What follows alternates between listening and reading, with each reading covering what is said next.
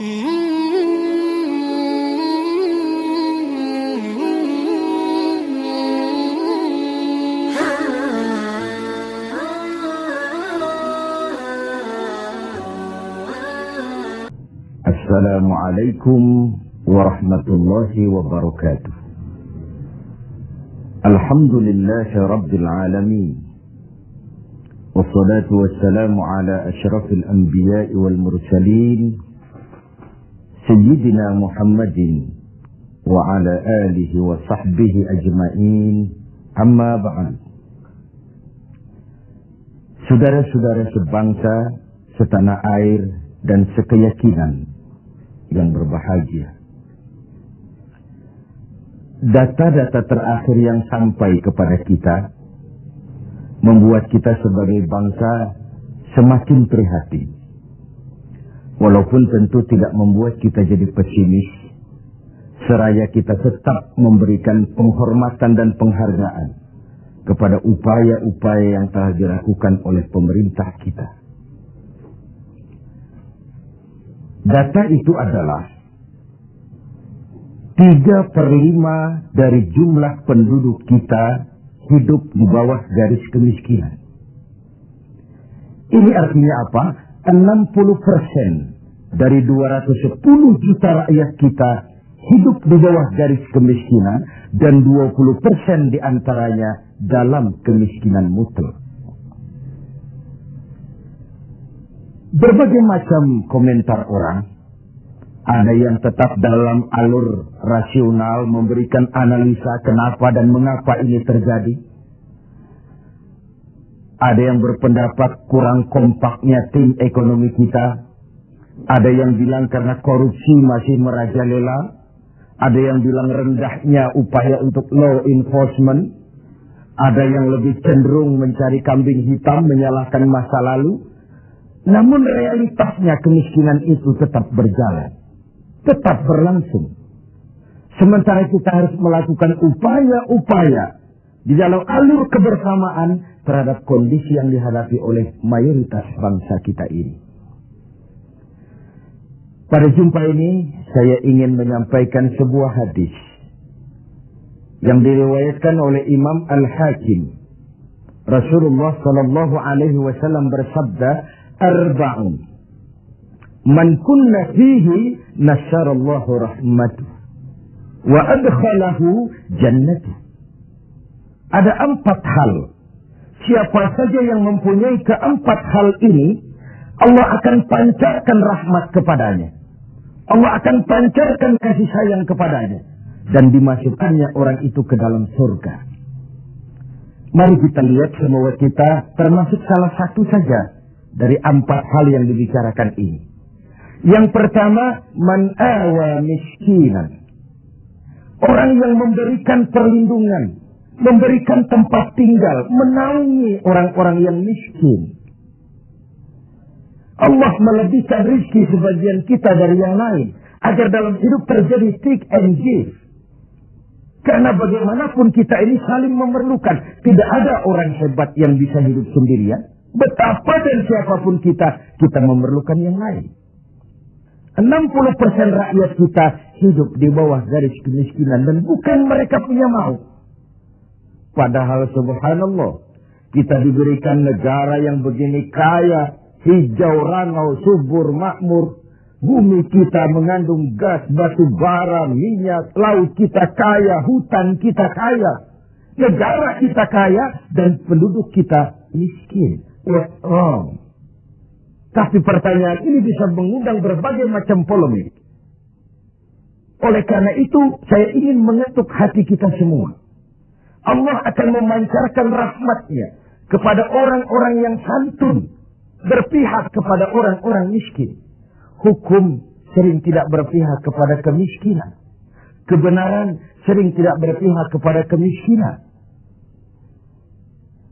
Sehingga dengan demikian, tersudutlah dia di pojok-pojok kehidupan. Padahal ini masalah kita bersama.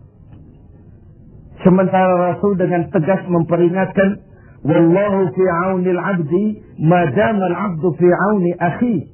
Allah akan selalu menolong seorang hamba selama hamba itu masih mau menolong saudaranya. Jikalau kita sudah tidak punya kepedulian kepada saudara-saudara kita yang hidup di bawah garis kemiskinan, jikalau kita biarkan mereka meratap dalam keputusasaan, jangan heran Allah juga tidak akan pernah peduli dengan kita.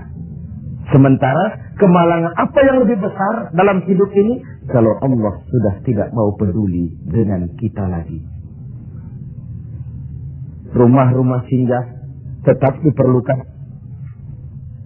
Pemandangan sehari-hari kita lihat anak-anak kita dalam usia sekolah terpaksa harus berjemur panas terik, terguyur hujan, tidur di tepi-tepi jalan oleh karena tekanan kehidupan, oleh karena sulitnya lapangan pekerjaan, oleh karena kemiskinan-kemiskinan yang dialami. Dan itu semua menjadi tanggung jawab kita untuk berbagi dalam kondisi yang seperti ini. Saudara-saudara sebangsa, setanah air, dan seiman yang tercinta. Dengan semangat ini, boleh jadi baju di rumah kita sudah tidak ada artinya. Tetapi ketika kita berikan kepada mereka, akan jadi besar artinya buat mereka. Sementara di rumah kita sendiri, kita sudah hampir lupa ada baju itu. Tidak tersentuh sama sekali. Beratkah kita memberikan sesuatu yang di tangan kita sudah tidak begitu berarti, sementara akan jadi pengarti yang paling besar bagi orang lain. Satu sisi ada orang sakit perut karena kekenyangan, sisi lain orang merintih karena kelaparan. Tidak bisakah kita menyisihkan sebagian saja supaya kita tidak berlebihan dan tetap sehat, sementara yang lain juga tetap tidak merintih kelaparan karena kekurangan makan? Kemiskinan merupakan musuh kita yang paling utama. Dan biang keladinya adalah belum stabilnya perekonomian kita. Penyebabnya bisa bermacam-macam. Karena kurang kompaknya tim ekonomi kita, iya. Karena warisan hutang, iya juga. Baik hutang pemerintah maupun hutang swasta. Karena orang-orang para pemimpin kita belum mampu melakukan terobosan-terobosan ekonomi yang menggembirakan, iya juga.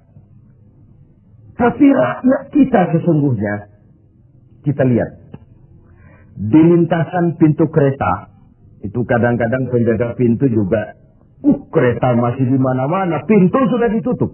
Panjang sekali antrian itu. Terbes sopir-sopir keringetan.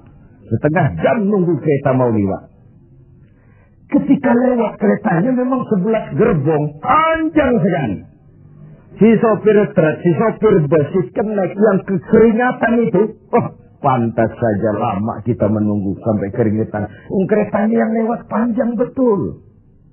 Ada kepuasan batin.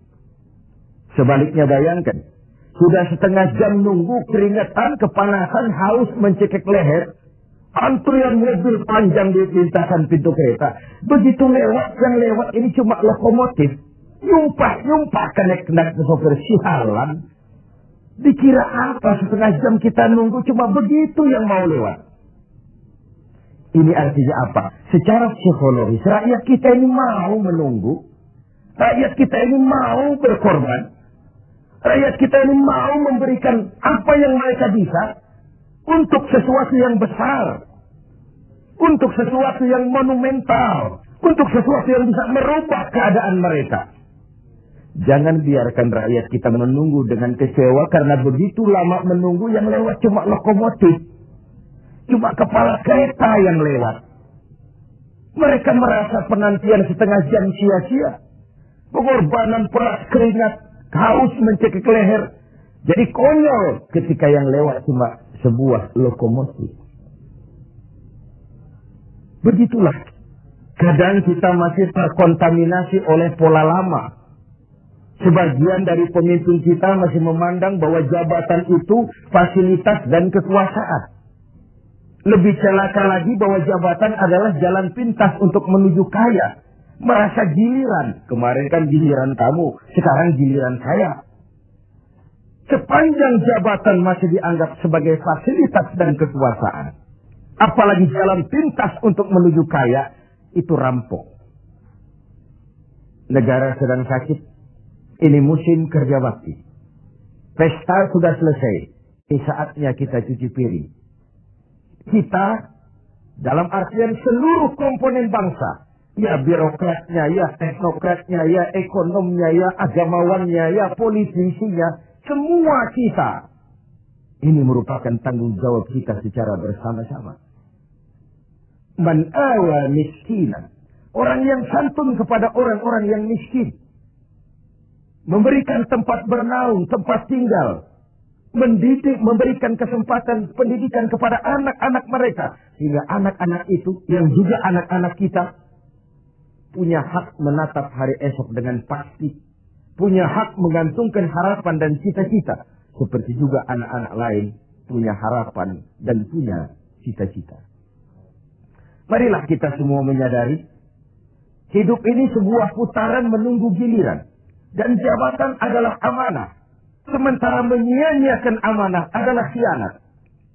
Lebih jauh dari itu, agama mengajarkan apapun yang kita miliki dalam hidup ini sebuah titipan. Harta titipan.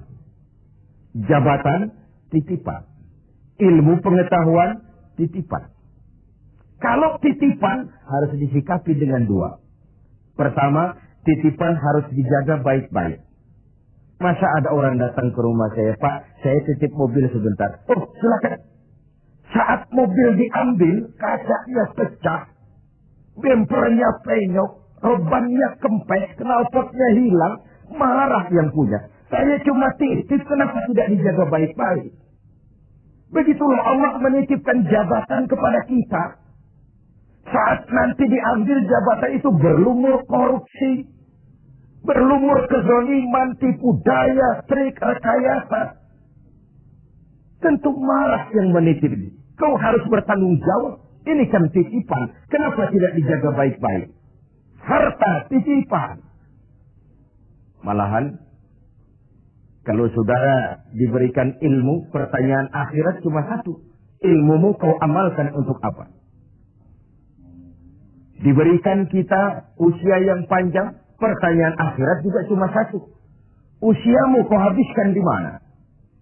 Tapi diberikan kita harta, pengadilan akhirat akan bertanya dua. Hartamu kau dapat dari mana? Kau belanjakan kemana? Depan dan belakangnya ditanya, dari mana dan kemananya. Itu sebabnya Rasulullah berpesan, hasibu anfusakum qabla an tuhasadu. Hitung dirimu sebelum Allah yang menghitungnya. Dengan bahasa sekarang, kalau malam-malam ada baiknya kita putar film hidup kita ini. Sejak akil balik sampai sekarang, lihat adegan-adegan yang pernah kita lakukan. Oh, tanggal sekian, bulan tahun sekian, saya nyolong, saya korup. Tanggal sekian, bulan sekian, saya nempeleng orang tanpa alasan yang benar. Putar film itu. Apa target dari semuanya? Kalau ada adegan yang tidak pantas, sekarang ini kita masih bisa melakukan sensor. Taubat maksudnya, pemutihan. Ada suara yang kurang jelas, masih bisa dubbing.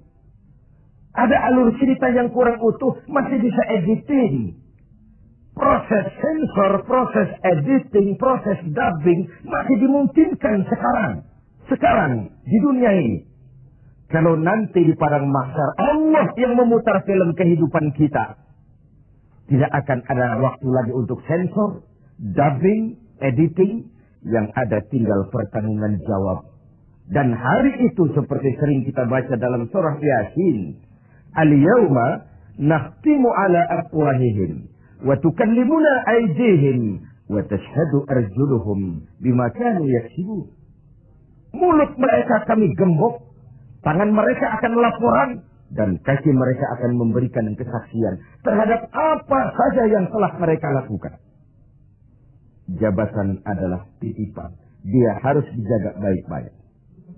Yang kedua, kalau titipan tidak boleh membuat orang arogan, sombong. Dititipi, sekadar dititipi kok sombong. Apa alasannya? Orang titip mobil ke rumah saya, yang punya mobil pergi, saya petatang peteteng, membangga-banggakan. Ini mobil hebat, ini mobil mutakhir, ini mobil canggih. Mobil orang titip. Begitulah kita. Ini jabatan, titipan. Kenapa harus sombong? Ini harta, titipan. Kenapa mesti sombong? Ini ilmu pengetahuan, titipan. Kenapa harus sombong? Titipan tidak perlu membuat kita jadi arogan. Bahkan kalau dia jabatan itu top. Kata orang Belanda, legend is louden. Memimpin adalah jalan menderita. Pemimpin adalah orang yang kesepian. Di dunia diikat dengan berbagai macam aturan. Di akhirat akan dibuka perkaranya yang besar-besar. Kesepian karena pada dasarnya pemimpin mengorbankan privasinya. Bahkan keluarganya. Seorang presiden, seorang wakil presiden tidak punya anak, tidak punya ibu, tidak punya bapak, tidak punya paman. Yang punya paman itu pribadinya. Kalau presiden punya anak, lalu anak-anaknya jadi warga negara kelas 1, ikut-ikut ngurus negara, kan ini penyakit kita. Biarkan pemimpin sebagai pemimpin. Karena memimpin adalah jalan menderita. Dan pemimpin pada umumnya orang-orang yang kesepian. Ini musim kerja bakti. Hanya dengan semangat kebersamaan. Ke atas saya mengingatkan. Ke bawah saya mengimbau. Mari kita berbagi rasa. Dengan saudara-saudara kita yang hidup di bawah garis kemiskinan.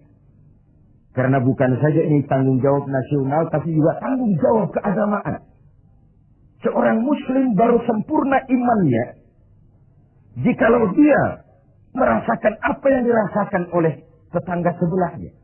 Bahkan tidak sempurna iman kamu jikalau kau tidur dalam perut kenyang sementara tetanggamu merintih kelaparan. Belum sempurna imanmu. Begitu kepekaan Islam sampai iman dijadikan taruhan terhadap perbaikan nasib orang-orang miskin.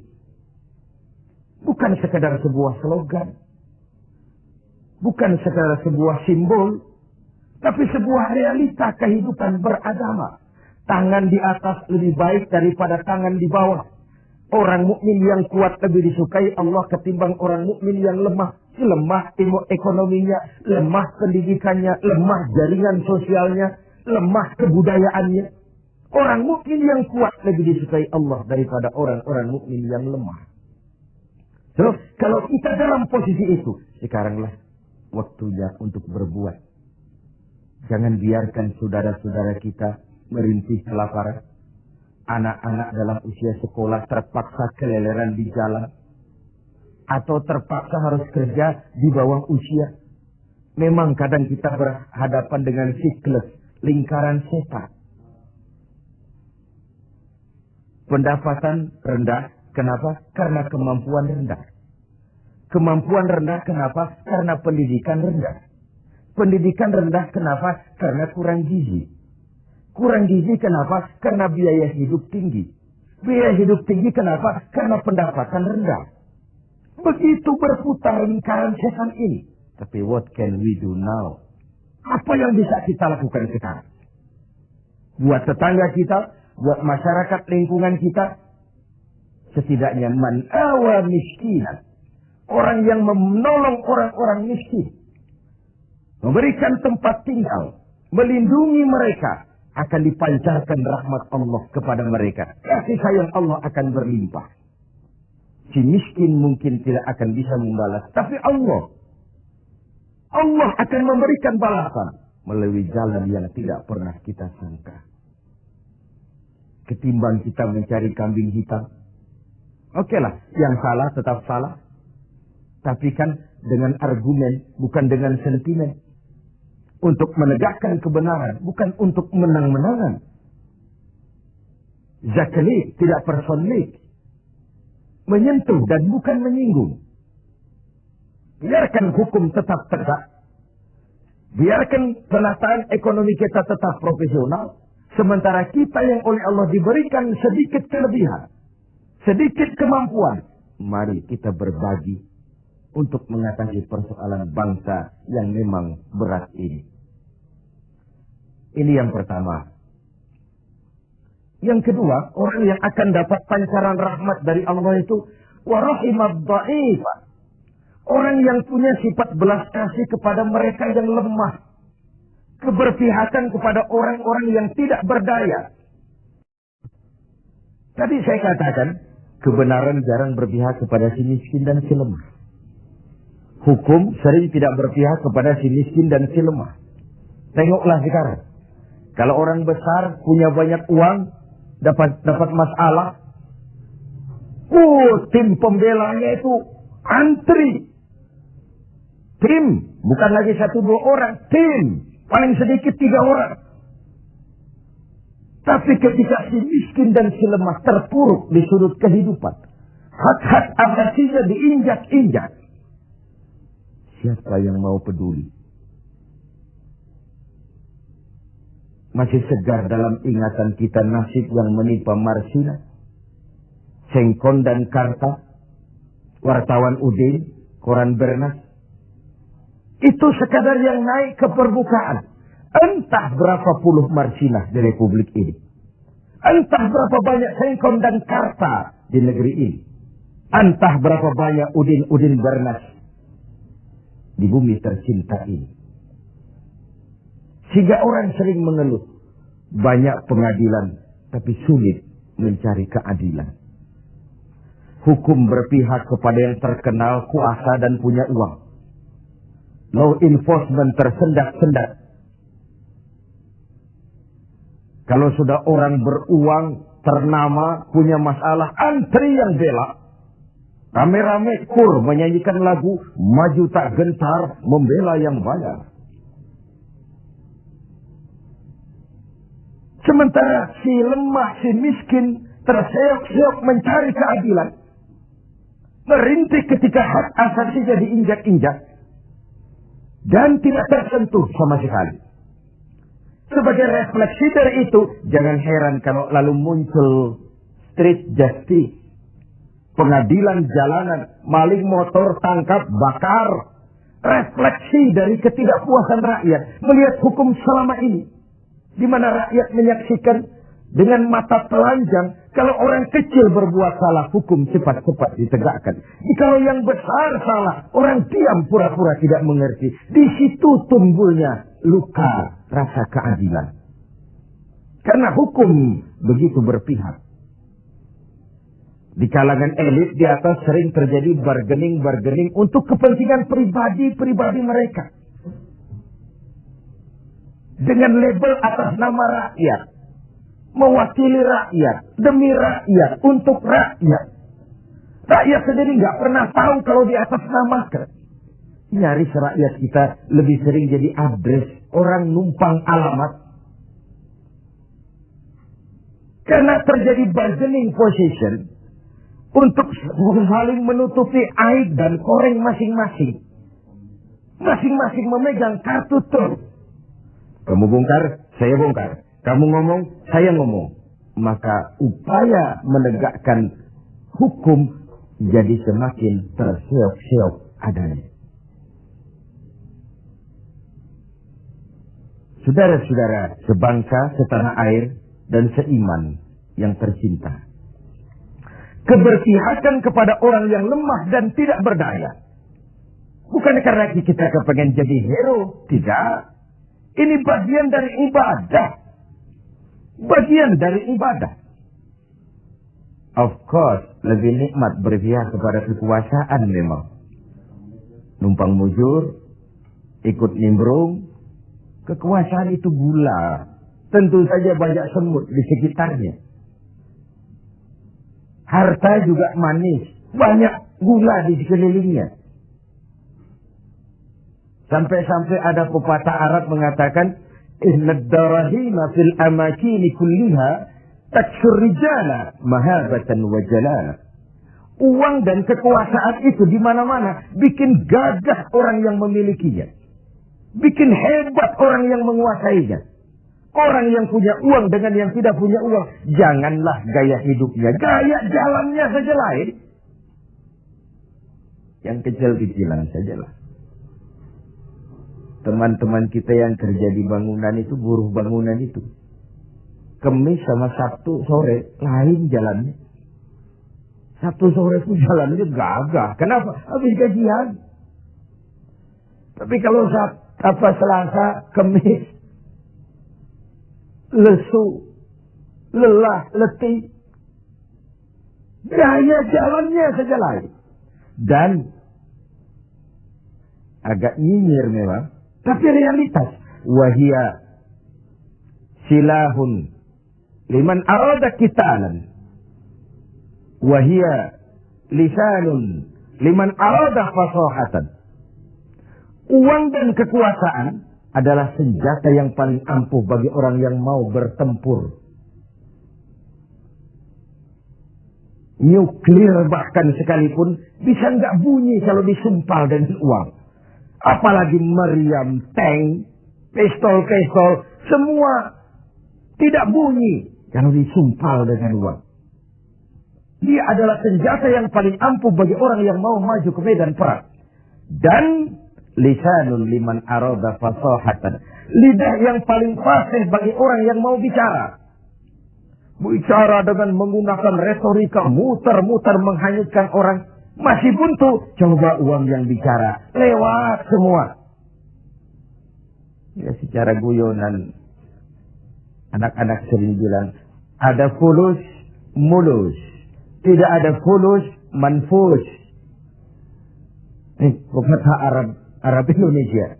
Ada fulus, mulus. Tidak ada fulus, manfus. Apakah harus seperti itu budaya kita? Mau dapat jabatan, setelah pendidikan harus bersaing. Lalu dalam persaingan ini, mana yang paling bisa memberikan semur, dekat sama semar, semur. Logikanya apa? Kalau orang meraih jabatan karena banyak mengeluarkan uang dan berani, tentu dia sudah berhitung. Aha, 3 bulan pun pulang modal ini. Aha, paling sebentar selesai nih, pulang balik modal lah. Sudah ada hitung-hitungan matematikanya. Kalau ini yang terjadi, orang naik meroleh jabatan karena banyak mengeluarkan uang, maka hal pertama yang dia lakukan setelah menjabat ialah bagaimana pulang modal. Setelah pulang modal, bagaimana cari untung. Pengabdian nomor 19. Rakyat nomor 26. Saya pakai modal besar kok ini. Dipandangnya lah jabatan sebagai jalan pintas untuk menuju kaya. Benar kalau Rasulullah mengajarkan jangan berikan jabatan kepada orang yang memintanya. Memintanya pun jangan. Apalagi sampai nyogok-nyogok, kasih semir, kasih uang. Karena orang yang meminta mesti punya motivasi. Sedangkan jabatan adalah amanah. Menyia-nyiakan amanah merupakan dosa yang amat besar. Saudara-saudara seiman dan sekeyakinan yang berbahagia. Setiap kita pemimpin. Setiap pemimpin akan dimintakan pertanggungjawab terhadap apa saja yang dipimpinnya. Suami pemimpin di rumah tangganya. Ibu pemimpin bagi anak-anaknya. Pemuda pemimpin bagi dirinya. Pak Lurah pemimpin di kelurahannya. Setiap kita pemimpin. Dan setiap kita akan dimintakan pertanggungjawab terhadap apa saja yang kita pimpin. Sungguh pun itu kecil kita sembunyikan dari pandangan orang banyak. Namun Qadir Rabbul Jalil maha mengetahui. Inilah etika otonom. Merasakan kehadiran Allah dekat dalam hidup. Ada sebuah karikatur. Seorang kiai punya murid santri 40 orang. Dari 40 orang ini ada 1 orang yang mendapat perhatian agak istimewa dari kiainya. Santri-santri yang lain protes. Kiai, kami ini semua kan santrinya kiai. Kami ngaji sama kiai. Kenapa yang satu itu perhatiannya dilebihkan dari kami? Apa kekurangan kami? Senyum kiai kita ini. Lalu bilang, oke, kalau kau mau tahu, besok pagi kumpul di sini jam 10. Esoknya jam 10 kumpul 40 santri, termasuk yang dapat perhatian istimewa tadi. Anak-anakku, kata kiai, Hari ini saya ingin memberikan pelajaran kepada kalian semua. Masing-masing kalian aku berikan seekor anak ayam dan sebilah pisau. Bertebaranlah kalian dengan anak ayam seekor dan sebilah pisau ini. Cari tempat yang tidak ada yang lihat. Sembelih ayam itu di situ. Cari tempat yang tidak ada yang lihat. Sembelih ayam itu di situ. Anak ayam itu. Bertebaranlah santri mencari tempat yang dipesan kiai tadi. Cari tempat yang tidak ada yang lihat. Ada yang masuk ke dalam gua. Gelap, tengok kiri kanan, tidak ada orang. Potong anak ayamnya. Ada yang cari semak belukar. Noleh kiri kanan, tidak ada orang. Potong. Ada yang naik ke gunung tinggi. Ada yang ke tepian sungai. Macam-macam. Alhasil, pada waktu yang ditentukan berkumpullah ke 40 santri ini. Bagaimana? Tanya Pak Kiai kita. Lapor Kiai, sudah kami sembelih semua. Sudah semua, sudah. Majulah santri yang satu ini, yang dapat perhatian lebih ini. Saya, Kiai, kenapa? Saya tidak bisa menyembelih anak ayam yang Kiai berikan tadi. Kenapa? Kenapa tidak kau sembelih? Tadi waktu mau berangkat Kiai pesan, cari tempat yang tidak ada yang lihat, sembelih anak ayam itu di sana. Saya sudah berusaha Kiai. Saya pergi ke gunung yang tinggi, ke lembah yang curam, ke semak belukar, ke hutan belantara, ke dalam gua bahkan. Tetapi kemanapun saya pergi, dimanapun saya berada, Allah tetap melihat Kiai.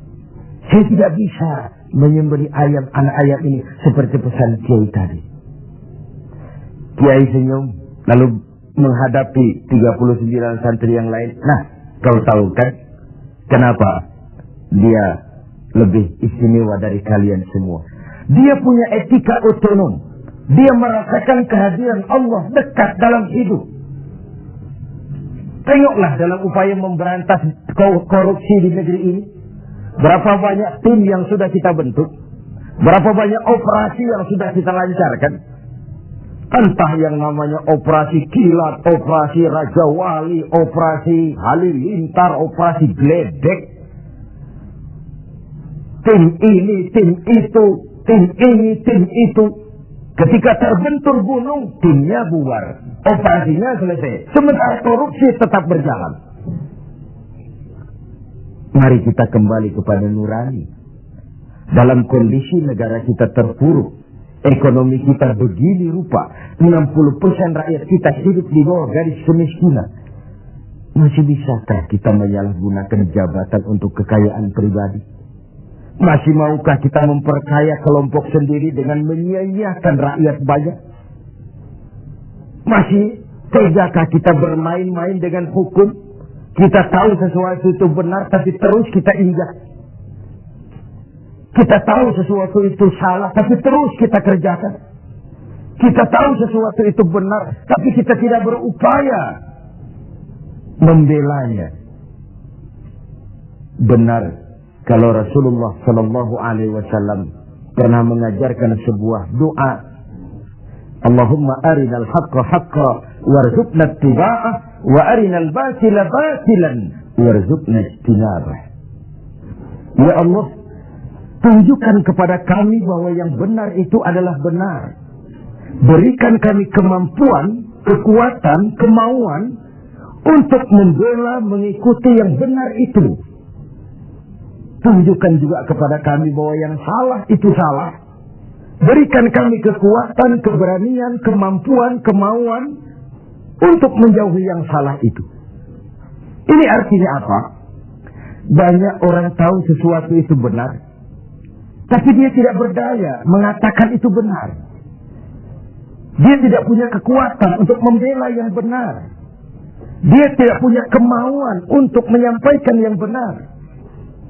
Sebagaimana banyak juga orang tahu sesuatu itu salah, batil, zalim, tidak benar, inkonstitusional. Tapi dia tidak punya daya, kekuatan dan kemampuan untuk menghindari yang tidak benar itu. Yang terjadi kemudian di masyarakat adalah kerancuan. Bisa saja terjadi yang benar dianggap batil, yang batil menjadi hak, yang halal dikatakan haram, yang haram menjadi halal, atau setidaknya disamarkan. Kerancuan nilai ini membuat masyarakat menjadi tidak menentu. Oleh sebab itu, keberpihakan kepada yang lemah seperti dianjurkan dalam hadis ini. Rahimat dhaif, orang yang bersifat kasih sayang kepada orang-orang yang lemah. Selain ada pula versi hadis Nabi yang menyatakan irhamu salasatan minan nas, kasihanilah 3 macam manusia. Dikasihani siapa? Pertama, azizan zalla, orang terhormat yang jatuh hina, pejabat tinggi yang pensiun, terkena post power syndrome. Itu kalau tidak kuat mentalnya, mengalami semacam frozen emotional attitude. Dan itu yang masih menghinggapi para birokrat kita sekarang. Dengar mau ada mutasi ke asap berusuh, cari orang pintar, cari mbah. Sholatnya masih menghadap Allah, tapi urusan kayak begini, cari orang pintar, cari mbah. Jadi iyyaka na'budu wa mbah nasta'in. Ini kan tidak konsisten, mukhtalif, mencampur aduk yang hak dengan yang batil. Akhirnya segala macam cara diusahakan. Dia merawat jabatannya bukan dengan prestasi kerja yang baik, bukan dengan kondite karena memang melaksanakan tugas dengan sebagaimana mestinya, tapi banyak melakukan menangi atasan, suap sana, semir sini, semur situ. Azizan zalla, orang terhormat yang jatuh hina, terkena post power syndrome, tidak sadar hidup ini kok cuma nunggu giliran kan. Ada saat datang, ada waktu pergi, ada hari lahir, ada saat kembali, ada waktu dilantik, ada saat menyerahkan jabatan. Wa tilkal ayyamu nudawiluha bainan nas. Hari itu kami putar di antara manusia. Apa yang kekal? Yang tetap adalah perubahan. Perubahan itulah yang tetap itu. Ini yang pertama.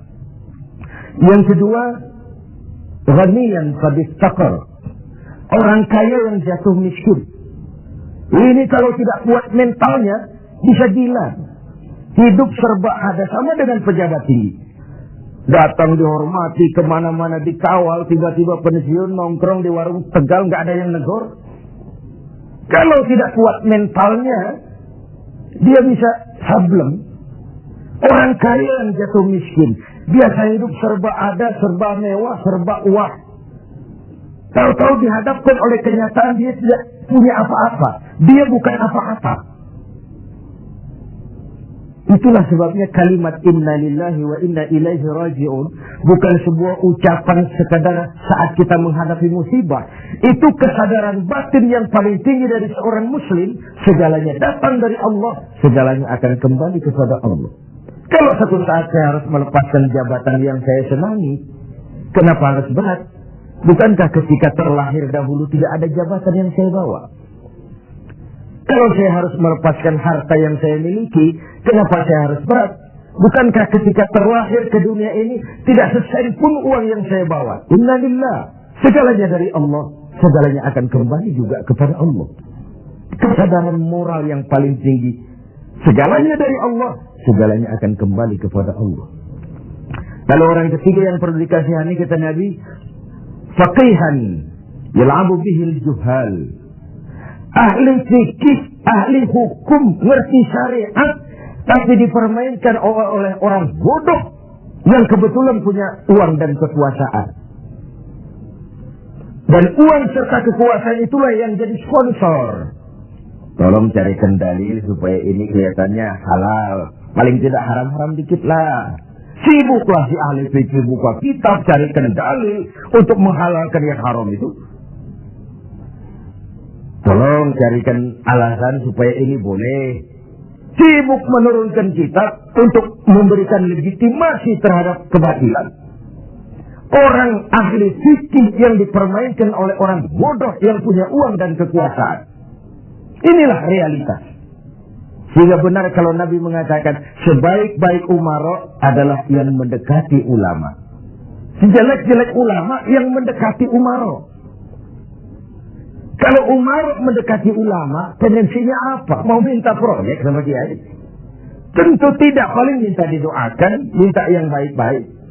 Tapi kalau umara membebek, mendekat, menjilat kepada ulama, menjilat, mendekat, membebek kepada umara, tentu ada something, ada sesuatu. Saudara-saudara yang terhormat, saya kembali kepada masalah 4 hal yang mendatangkan rahmat Allah tadi, yaitu yang kedua, rahimad dhaif, orang yang bersifat belas kasih kepada orang-orang yang lemah, keberpihakan kepada rakyat. Ini yang diperlukan sekarang. Ini akan menumbuhkan trust, kepercayaan. Kita bicara soal kesulitan ekonomi, ini kan masalah yang sudah mendunia. Bukan cuma Indonesia, tapi tetangga-tetangga kita sudah hampir sembuh semua. Malaysia sudah sembuh, Thailand sudah sembuh, Filipina sembuh, bahkan Korea lebih menakjubkan. Bukan saja sembuh, tapi dia sudah tidak punya sangkut paut lagi dengan negara donornya, IMF. Sudah diselesaikan hutangnya. Apa yang dilakukan Korea? Membangun semangat kebersamaan. Rakyatnya mengumpulkan emas sekian ton. Pemerintah mengeluarkan obligasi. Kok mau rakyat mengumpulkan emas? Itu tadi. Masih ingat? Sopir truk, sopir bus, kenek-kenek nunggu setengah jam dilintasan pintu kereta. Kalau lokomotifnya yang panjang lewat, ada kepuasan batin. Pas rakyat percaya kepada pemimpinnya. Ini yang perlu ditumbuh kembangkan. Sehingga terkumpullah emas sekian ton. Lalu Korea menghidupkan yang namanya home industry. Tulang punggung perekonomian tetap koperasi yang bersifat kerakyatan. Dan dia berhasil bangkit dari kesulitan ekonomi. Rasa kepercayaan itu penting. Karena rakyat merasa pemimpinnya adalah bagian dari mereka. Ini yang Rasulullah saja dituntun oleh Al-Quran. Qul innama ana basyarum mislukum. Katakan kepada mereka Muhammad, aku manusia seperti kau. Seperti kalian semua. Apa artinya ini? Jangan menempatkan dirimu di atas yang lain. Jangan pemimpin mendatangi rakyat sebagai sosok penguasa, sebagai sosok malaikat, sebagai sosok sinterklas. Datanglah kepada rakyat sebagai bagian daripada rakyat itu sendiri. Saya tertarik dengan ungkapan Presiden Republik Rakyat Cina pada saat dilantik. Apa katanya? Berikan kepada saya 100 peti mati. Yang 99 akan saya gunakan untuk koruptor di negeri ini. Yang 1 akan saya pakai sendiri kalau kamu lihat saya tidak benar. Sebuah ungkapan yang menampilkan kesungguhan dan keteladanan. Siapkan 100 peti mati. Yang 99 untuk para koruptor di negeri ini. Yang 1 akan saya pakai sendiri kalau kamu lihat saya tidak benar. Sebuah negeri Cina yang nyaris ateis, komunis, mempunyai landasan moral yang begitu tinggi untuk memberantas korupsi, menciptakan pemerintah yang bersih dan berwibawa. Mengapa kita yang berpancasila, yang sila pertamanya ketuhanan yang Maha Esa, yang kita negara walaupun bukan negara agama tetapi negaranya orang beragama, mengapa kita lalu setengah hati terjebak pada bargaining cuma untuk melembagakan pribadi, kepentingan golongan paling tinggi, tapi tidak menyentuh kepentingan rakyat banyak? Satu hal yang patut kita renungkan. Saudara, kita teruskan kepada hal ketiga yang mendatangkan rahmat dari Allah itu apa? Wa rafiqa bil mamluk. Orang yang bersikap lemah lembut terhadap mamluk, hamba sahaya, mustad'afin, orang-orang yang tidak berdaya. Pembantu-pembantu di rumah kita sering kita anggap sebagai pembantu. Kita ora pati ngowong ke wong. Tidak memandang orang itu sebagai orang. Bukan sebagai anggota keluarga, tapi pure pembantu. Padahal dicucinya pakaian kita, dimasaknya makanan kita, dijaganya keamanan di rumah kita, di lapnya lantai rumah kita. Tidak dia mengeluh walau gaji kecil, hidup lebih banyak kurangnya daripada cukupnya. Yang dimaui dari hadis ini adalah keberpihakan kepada mustad'afin, golongan yang lemah, golongan yang tidak berdaya. Kita bisa bayangkan, hanya 2% saja dari jumlah penduduk Indonesia yang hidup dalam gaya yang begitu luar biasa, menikmati segala macam fasilitas. 98%-nya bergantung kepada yang 2% ini. Mereka yang owner, mereka yang menguasai uang, mereka yang terjebak dalam kredit yang triliunan. Bayangkan saja, ketika aset kita diberitakan 600 miliar di PPPN, tapi kemudian real cost yang sesungguhnya cuma 160 miliar. Terjadi 340 miliar yang dimarkup sedemikian rupa. Begitu mudah orang mendapat fasilitas dengan semangat nasionalisme yang hampir tidak ada sama sekali. Ketika terjadi gonjang ganjing di negeri ini, dengan berobatlah mereka berangkat ke luar negeri dengan segala macam lah. Lalu, what can we do? Apa yang bisa kita lakukan dalam kondisi seperti ini? Diperlukan tekad dan keteladanan. Tekad dari kita semua. Betapa seorang presiden Cina yang notabene adalah komunis punya ungkapan moral yang begitu tinggi ketika dia dilantik menjadi presiden. Saya ulangi lagi ungkapan ini karena memang menarik. Berikan aku 100 peti mati. Yang 99 akan aku gunakan buat koruptor. Yang 1 aku pakai sendiri kalau kau lihat aku tidak benar. Ini kan senapas benar dengan pidato pelantikan Abu Bakar As-Siddiq, Umar Ibn Khattab. Kalau kau lihat aku benar, bantulah aku. Kalau kau lihat aku salah, tegurlah aku. Abu Bakar dengan tawadunya mengatakan, inni wallitu alaikum walastu bi khairikum. Aku telah dipilih untuk memimpin kalian, padahal aku bukan orang yang terbaik di antara kalian. Kalau kau lihat aku benar, bantulah. Kalau kau lihat aku salah, tegur. Dan Sayyidina Umar dengan jujur juga menjawab, aku akan menegurmu dengan pedangku. Artinya apa? Jangan main-main dengan jabatan. Jangan main-main dengan jadi pemimpin.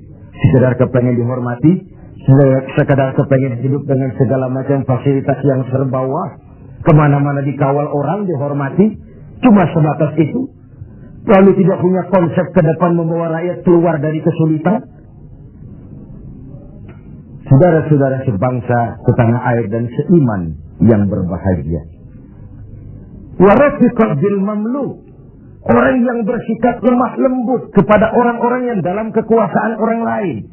Budak sahaya, para pembantu, tenaga-tenaga kerja level bawah. Kita bersyukur kalau kita ke Korea, kita ke Hong Kong, tenaga-tenaga kerja kita masih memasuki pasaran menengah. Tapi di beberapa negara lain yang kita kirim tenaga kerja lapangan ke bawah, itu kan potret dari SDM kita. Dan saya katakan berbentuk lingkaran setan, siklus. Bagaimana kita berharap mendapat pendapatan yang tinggi kalau prestasi kerja kita rendah? Bagaimana prestasi kerja mau tinggi kalau dasar pendidikannya rendah? Bagaimana pendidikan mau tinggi kalau gizi, menu yang dimakan juga kalorinya rendah? Bagaimana mau mendapat menu kalori dan gizi yang tinggi kalau daya beli lemah? Bagaimana daya beli mau kuat kalau pendapatan juga rendah? Berputar di sekitar itu. Oleh karenanya dituntutlah kepekaan dalam situasi sekarang. Sulit-sulitlah, siapa yang tidak sulit? Yang kaya saja mengeluh, konon yang miskin. Yang masih punya kerjaan saja mengeluh, konon lagi yang sama sekali saja mengeluh, konon yang miskin. Yang masih punya kerjaan saja mengeluh, konon lagi yang sama sekali tidak punya kerjaan. Hopeless, homeless.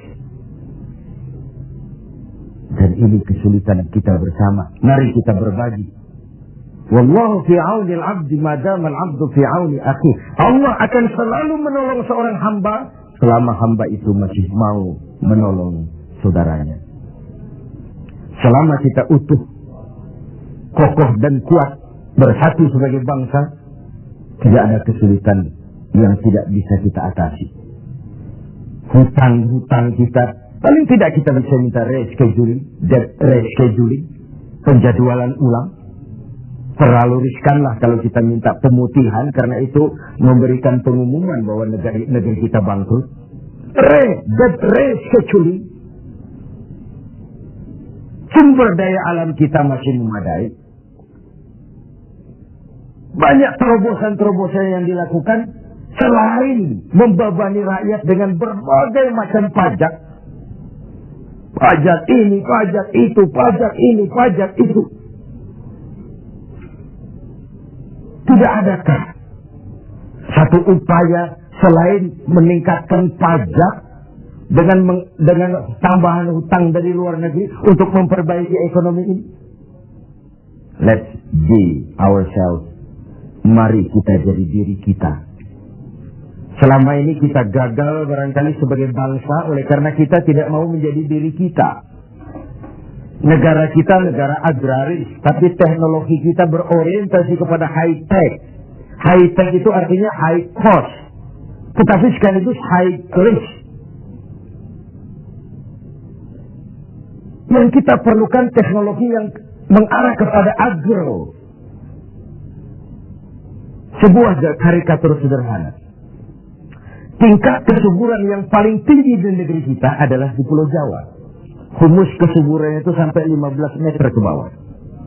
Sedangkan di luar Jawa rata-rata 15 cm tingkat kesuburannya. Wajar kalau lalu ada lahan berpindah, ladang berpindah. Karena tingkat humus kesuburannya cuma 15 cm dari permukaan. Apa yang kemudian terjadi? Tanah-tanah yang subur di Jawa ini ditanami gedung, ditanami beton. Untuk kepentingan high-tech. Lalu sawah kita buatlah di Kalimantan Tengah. Lahan 1 juta hektar. Tanahnya gambut. Proyek gagal total. Triliunan uang menguap. Entah yang di-markup, entah yang disalah alirkan, habislah akhirnya uang setan dimakan jin. Let's be ourselves. Mari kita jadi diri kita. Sebab hanya orang yang tahu benar dirinya, dia akan bisa menempatkan diri. Tetapi pada saat kita sudah tidak tahu siapa kita, apalagi kita mau jadi orang lain, maka kita tidak akan pernah jadi apa-apa. Jangan di bawah bayang-bayang orang lain. Karena bagaimanapun negara donor mau memberikan bantuan karena kepentingan. Apalagi jangan mau jadi orang lain. Jadilah diri kita, itu yang sejatinya. Semangat gotong royong, kebersamaan, kepedulian sebagai budaya yang dimiliki orang-orang tua kita nyaris tercabut dari kehidupan kita. Terjebak euforia tiba-tiba saja atas nama kebebasan, atas nama demokrasi. Kita seakan tercabut dari akar budaya kita. Kita yang santun jadi beringas. Kita yang rukun jadi saling mencurigai. Kita yang toleran tiba-tiba bermusuhan. What's wrong? Apa sih sebenarnya? Siapa melawan siapa? Siapa nyurigai siapa? Siapa membunuh siapa? Kita anak-anak bangsa satu tubuh yang lahir dari rahim Ibu Pertiwi. Pada layaknya menghadapi kesulitan-kesulitan seperti ini, kita bahu-membahu. Saya ingat almarhum Panglima Besar Sudirman punya ungkapan, tidak ada kemenangan kalau tidak ada kekuatan. Tidak ada kekuatan kalau tidak ada persatuan dan kesatuan. Tidak mungkin terwujud persatuan dan kesatuan tanpa semangat silaturahmi. Mau menang kita keluar dari kesulitan besar ini, harus kuat. Mau kuat kita, harus bersatu. Mau bersatu kita, hidupkan budaya silaturahmi. Islah, kata orang sekarang. Rekonsiliasi, bahasa kerennya. Tidak hanya pada saat memang ada benih-benih disintegrasi, tapi dalam kondisi yang normal. Silaturahmi dilakukan dalam posisi kita sebagai bagian dari rakyat kita. Rakyat memilih pemimpinnya bukan cuma untuk membuka, meresmikan, berkunjung, meresmikan, membuka, meresmikan, berkunjung. Rakyat memberikan amanah kepada kita untuk mengubah keadaan ini, membawa mereka ke arah kehidupan yang lebih pasti dan lebih baik. Saudara-saudara seiman, hal keempat, terakhir, yang mendatangkan rahmat dari Allah adalah wa anfaqa 'alal walidain. Orang yang membelanjakan hartanya untuk kedua orang tuanya. Pada skala yang makro, bagaimana generasi muda menghormati generasi tuanya. Satu hal yang pasti, orang-orang tua kita pernah muda dan kita belum pernah tua. Artinya apa? Paling tidak kita bisa menimba pengalaman. Hidup adalah mata rantai yang berkaitan. Sebuah sukses besar mestilah berangkat dari hal-hal sebelumnya. Listrik yang ditemukan Thomas Alva Edison, mungkin tidak secanggih listrik sekarang. Tapi kapanpun orang bicara listrik, Thomas Edison juga yang kita ingat. Orang-orang tua kita yang telah berjasa membangun negeri ini dengan keringat, air mata, darah, dan nyawa. Hanya bangsa yang besar yang bisa menghargai para pahlawannya. Hanya generasi terhormat yang bisa menghormati orang-orang sebelumnya. Hidup mata rantai yang saling berkaitan. Betapapun hebatnya kita sekarang, kita tetap merupakan produk dari masa lalu. Itu pada skala makro. Pada skala mikronya, menghormati ibu bapak. Tidak ada bahagia bisa ditegakkan tanpa restu keduanya. Dalam hidup kita sering berziarah ke makam-makam yang kita anggap keramat. Tapi sadarkah kita, keramat hidup itu ada di rumah kita. Ibu dan bapak kita. Doanya mustajab, sumpahnya pun manjur. Sehingga Nabi ingatkan, ridallah fi ridal walidain, wa suhtullah fi suhtul walidain. Ridho Allah dalam keridhaan ibu bapak. Murka Allah juga dalam murka ibu dan bapak. Agama mengenal kisah Juraij. Budaya bangsa kita mengenal kisah Simalin Kundang. Sebuah potret, tidak ada bahagia bisa ditegakkan tanpa restu dari ibu dan bapak. Ada orang mengungkapkan, kalau orang tua kaya, anak jadi raja. Kalau anak yang kaya, orang tua sering jadi budak. Sukses anaknya di ibu kota, ayolah Pak, ikut saja ke Jakarta, Ma, ikut saja ke Jakarta. Sudahlah, tinggal saja di rumah, diam saja, gak usah kerja apa-apa. Biasa di desa dengan segala aktivitas, begitu ke Jakarta diam, kan tak enak juga orang tua. Akhirnya mulai nyapu-nyapu halaman.